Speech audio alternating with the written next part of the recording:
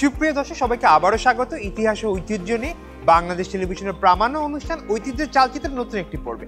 আর এই অনুষ্ঠানের পুরো সময়টা জুড়ে আপনাদের সাথে থাকছি আমি নোমান ফাতিহ।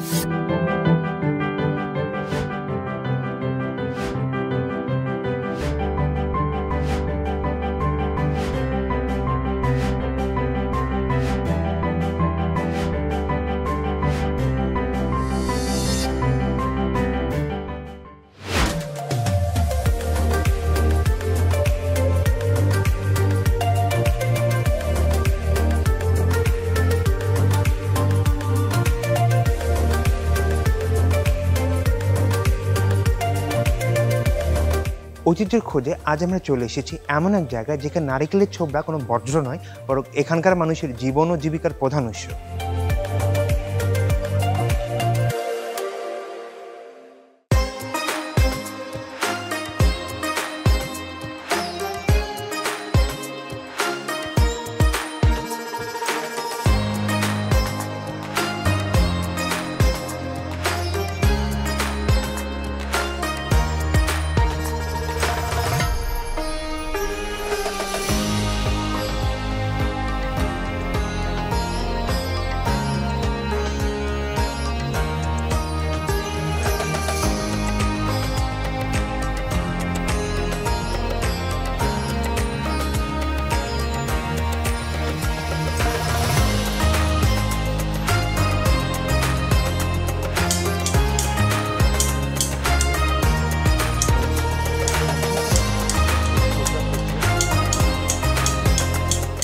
বছরের পর বছর ধরে নারিকেলের ছোবড়া পচিয়ে আঁশ বের করার কাজ করে আসছেন এই অঞ্চলের মানুষরা, যা তাদের নিজস্ব জীবন ও সংস্কৃতির অংশ।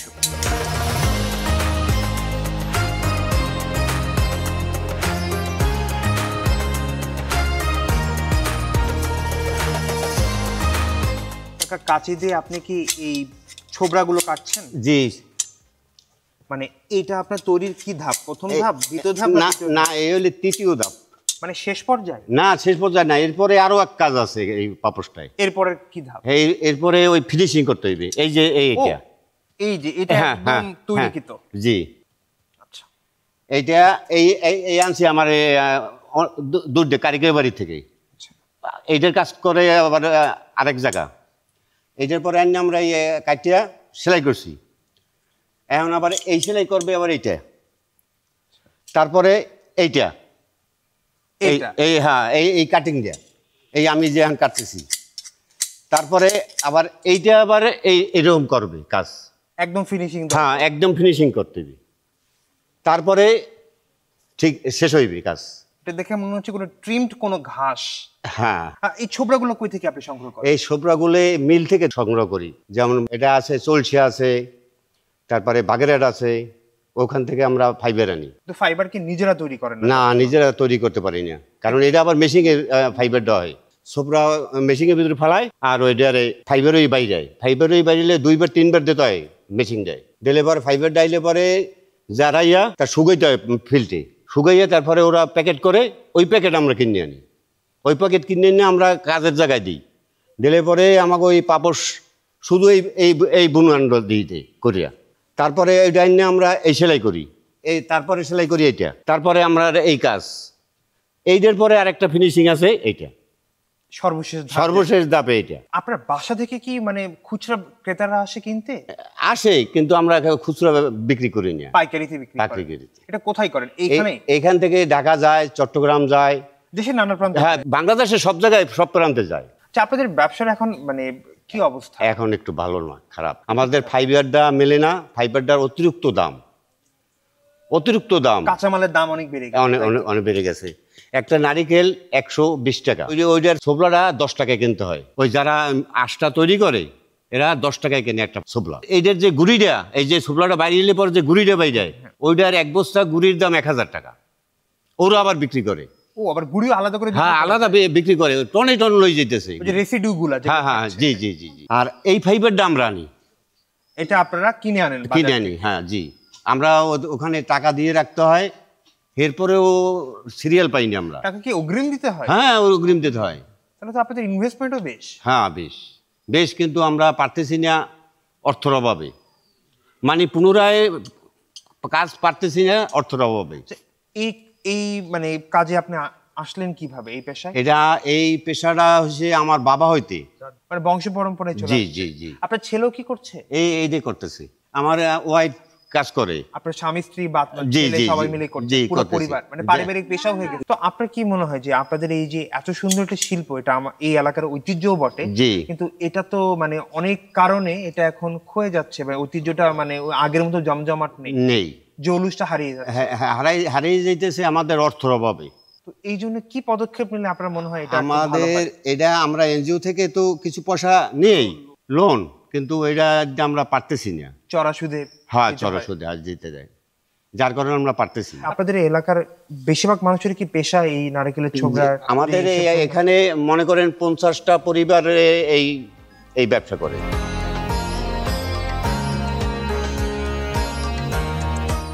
নারকেলের ছোবড়ার নরম আঁশ ছড়িয়ে তৈরি হচ্ছে পাপোশ, দড়ি, মাদুর, আরও কত কি। নারীরা এখন ঘরের কাজে পাশাপাশি এই শিল্পে অংশগ্রহণ করে টিকিয়ে রাখছে এই শিল্পের জৌলুস।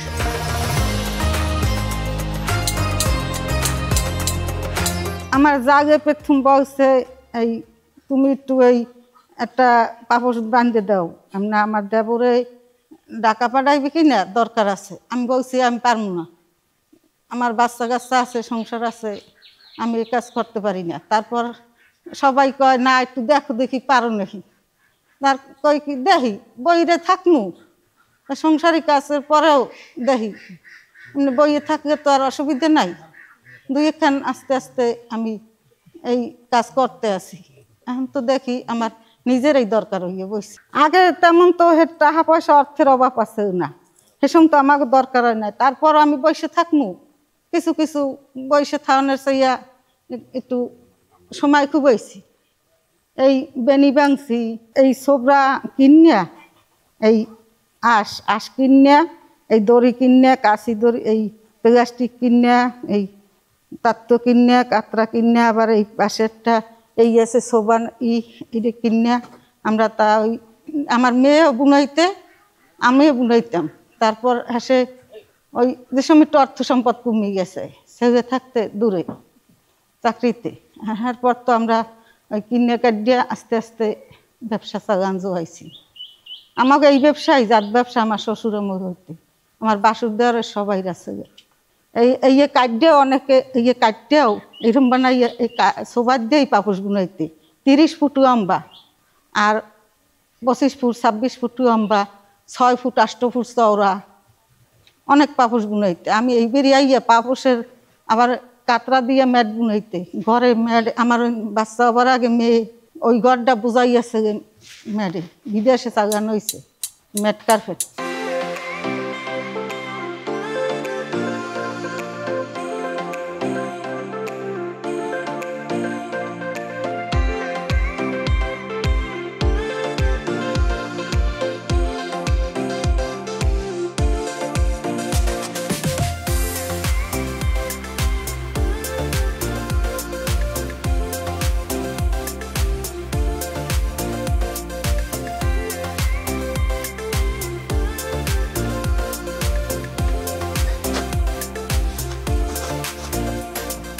আপনি এটা কি বানাচ্ছেন এভাবে?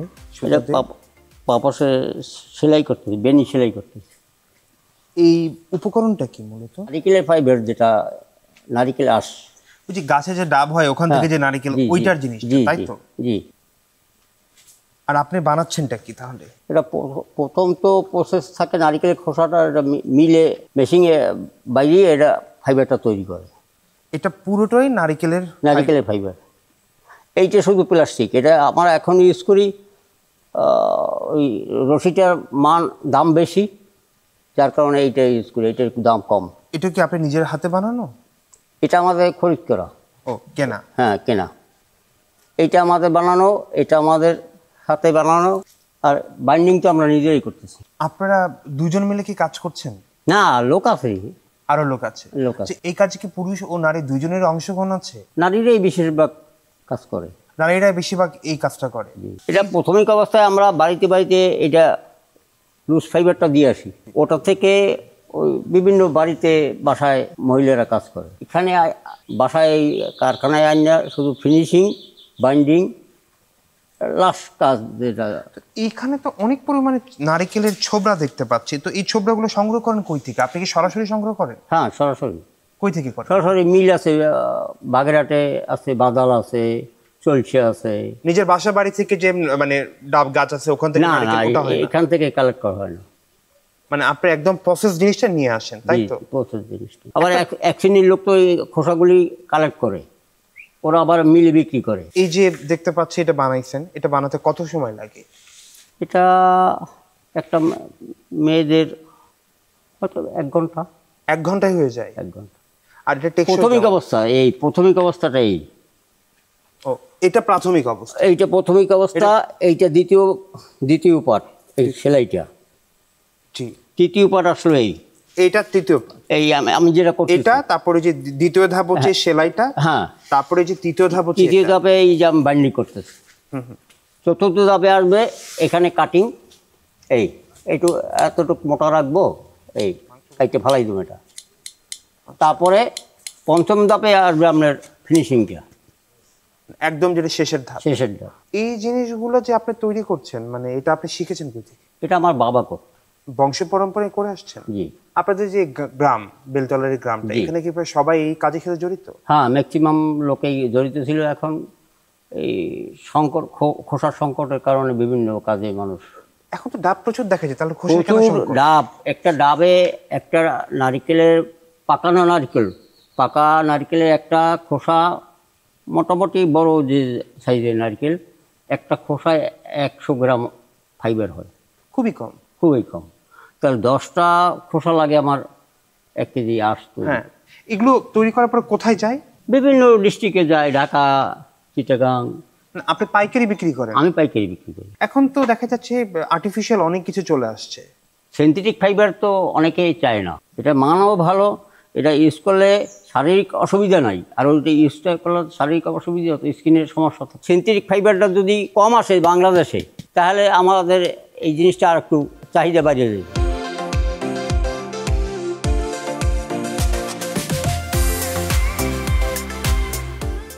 নারকেলের ছোবড়া যে তৈরি পণ্যগুলো শুধু কোনো হাতে গড়া পণ্য নয়, এ যেন এখানকার মানুষের শিল্পবোধ, ধৈর্য ও তাদের ঐতিহ্যের জীবন্ত উদাহরণ।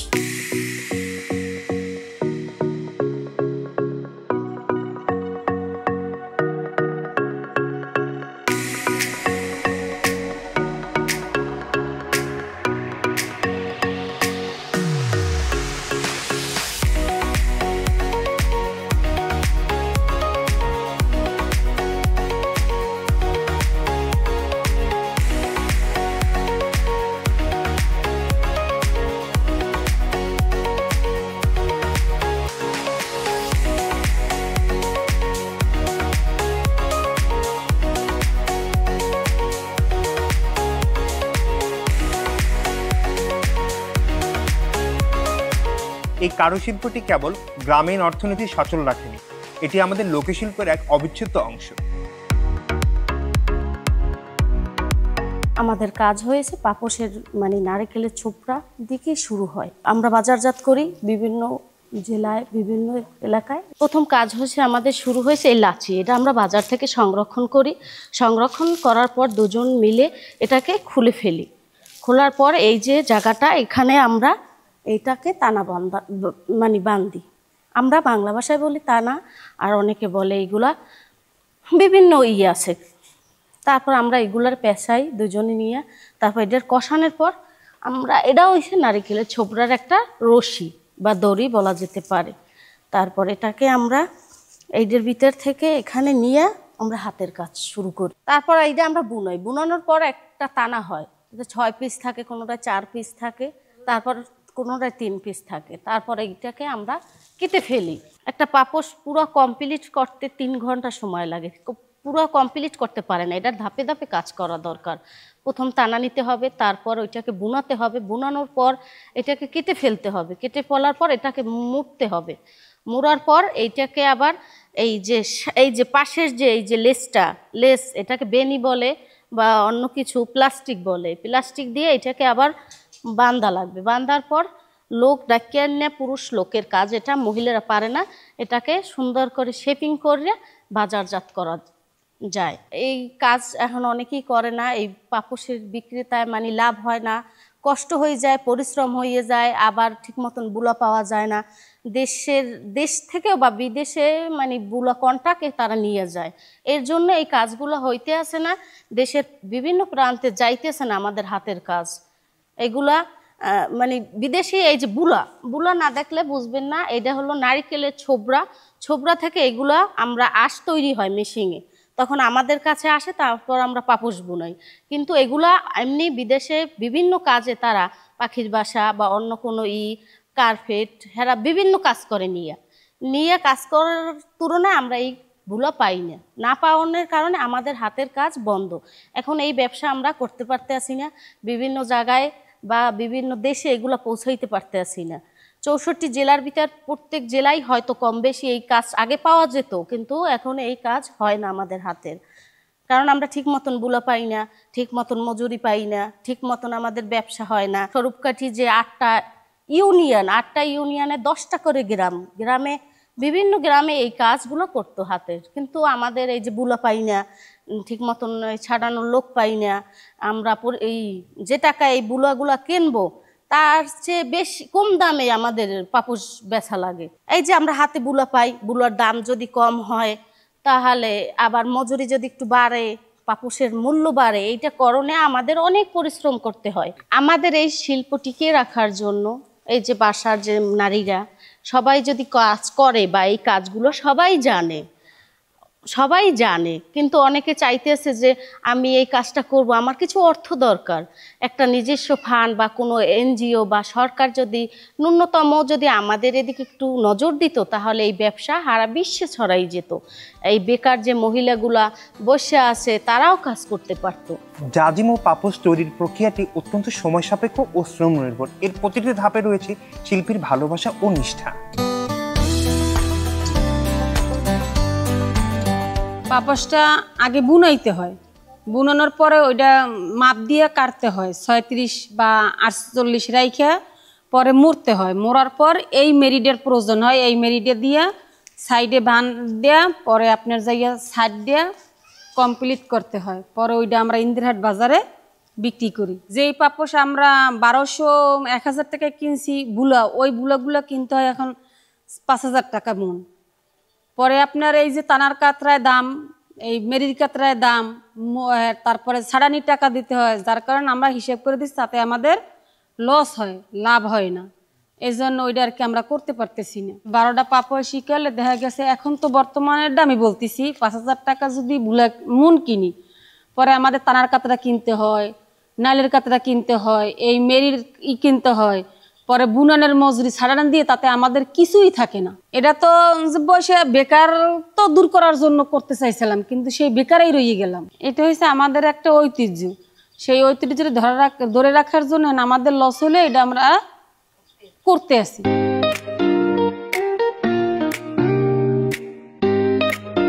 হাতে বোনা এই পাপোশগুলো শুধু ব্যবহারিক পণ্য নয়, এটি এক একটি গল্প। এটি তাদের জীবন সংগ্রামের গল্প, তাদের স্বপ্নের গল্প।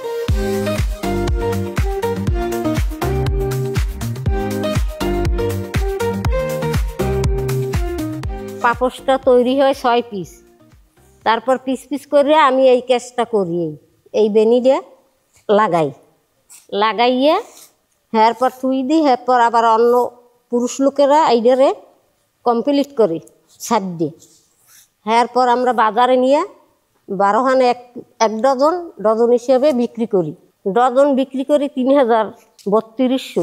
আমাকে পাপোশে লস যায়, বুলার দাম বেশি, এই কারণে আমরা কম করি, ধরিয়ে রাখানোর জন্য অল্প করি। সরকার থেকে যদি আমাকে কিছু হেল্প করতে, তাই তো আমরা কাজটা ধরে রাখতে পারতাম।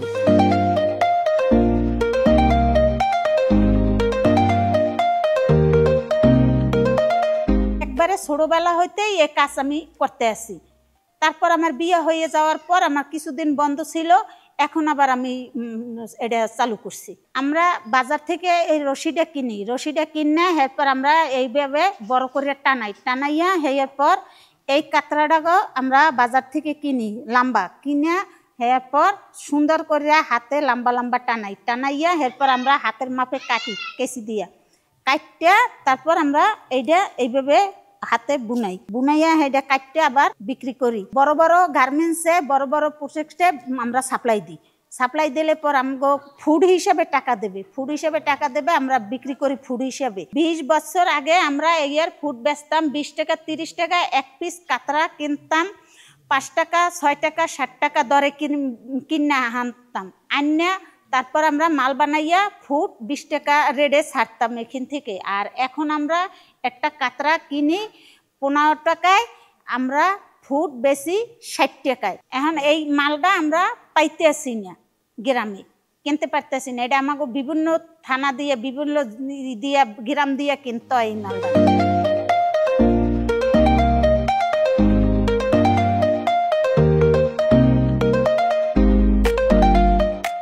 শত প্রতিকূলতার মাঝে কারিগররা এই শিল্পকে টিকিয়ে রেখেছে, ধরে রেখেছে এই ঐতিহ্যকে।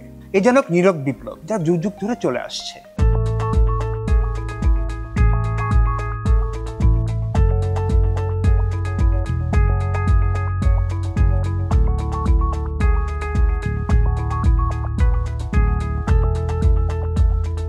প্রিয় দর্শক, সময় ফুরিয়ে এলো, তাই এবার বিদায় নেওয়ার পালা। আবারও দেখা হবে বাংলাদেশের কোনো ঐতিহ্যবাহী শহরে ঐতিহ্য চালচিত্রে। সে পর্যন্ত আপনারা সবাই ভালো থাকুন। আল্লাহ হাফেজ।